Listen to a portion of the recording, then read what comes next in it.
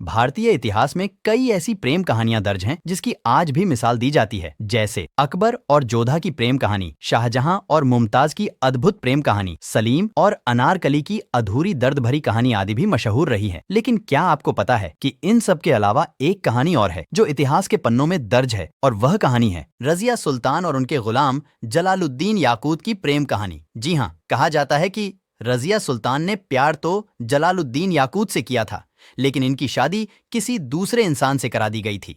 आइए जानते हैं कि रजिया सुल्तान कौन थीं और उनकी प्रेम कहानी क्या थी। दरअसल रजिया सुल्तान भारत के इतिहास की सबसे ताकतवर महिलाओं में से एक थीं, जिनका पूरा नाम जलालात उद दिन रजिया था। इनका जन्म बदायूं में 1205 में हुआ था। वह दिल्ली सल्तनत के मशहूर शासक एवं इतिहास के प्रसिद्ध सुल्तान शम्सुद्दीन इल्तुतमिश की इकलौती बेटी थीं। रजिया के 3 भाई थे जो उन्हें रजिया कहकर पुकारा करते थे।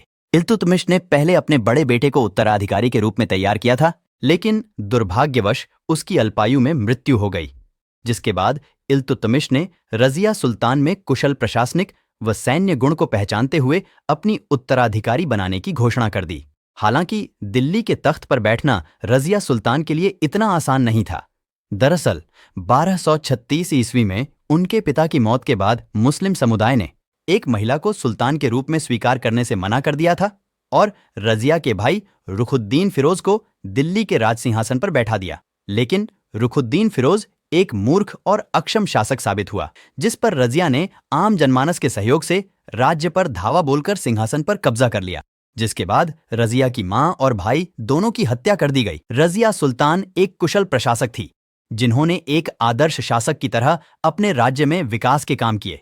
उन्होंने न सिर्फ अपने उत्तम सैन्य कुशलता के बल पर दिल्ली को सुरक्षित रखा, बल्कि अपने राज्य की कानून व्यवस्था को दुरुस्त किया, शिक्षा को बढ़ावा देने के लिए कई स्कूल, कॉलेजों एवं शैक्षणिक संस्थानों का निर्माण करवाया।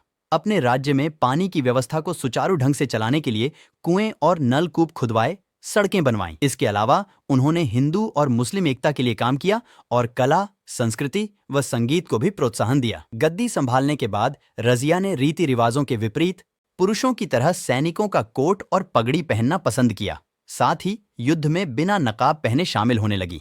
इसके अलावा रजिया सुल्तान का उनके गुलाम जमालुद्दीन याकूत के साथ मोहब्बत की कहानी भी इतिहास में दर्ज है। बता दें कि रजिया सुल्तान को अपने सलाहकार याकूत के साथ इश्क हो गया था। दोनों का प्यार जल्द ही परवान चढ़ने लगा, जिसके बाद तमाम मुस्लिम शासकों ने इसका विरोध किया था। वहीं भटिंडा के गवर्नर इख्तियार अल्तुनिया भी रजिया सुल्तान की खूबसूरती के कायल थे और वे किसी भी हाल में उनको पाना चाहते थे। साथ ही दिल्ली पर भी अपना कब्जा जमाना चाहते थे, जिसके चलते अल्तुनिया कई अन्य विद्रोहियों के साथ मिलकर दिल्ली पर हमला बोल दिया। रजिया और अल्तुनिया के बीच युद्ध हुआ, जिसमें याकूत मारा गया और रजिया को बंदी बना लिया गया।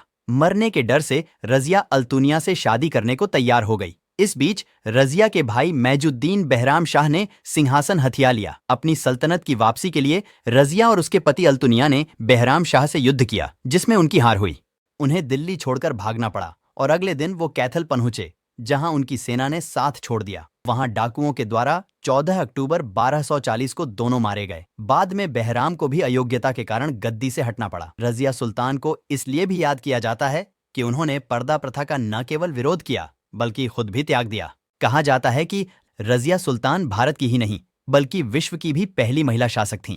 दिल्ली की पहली महिला मुस्लिम शासक रजिया सुल्तान की कब्र पर आज भी इतिहासकार बंटे हुए हैं।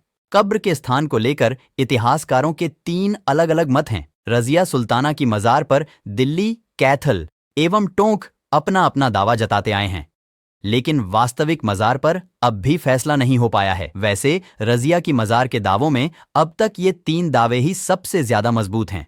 इन सभी स्थानों पर स्थित मजारों पर अरबी फारसी में रजिया सुल्तान लिखे होने के संकेत तो मिले हैं, लेकिन ठोस प्रमाण नहीं मिल सके हैं।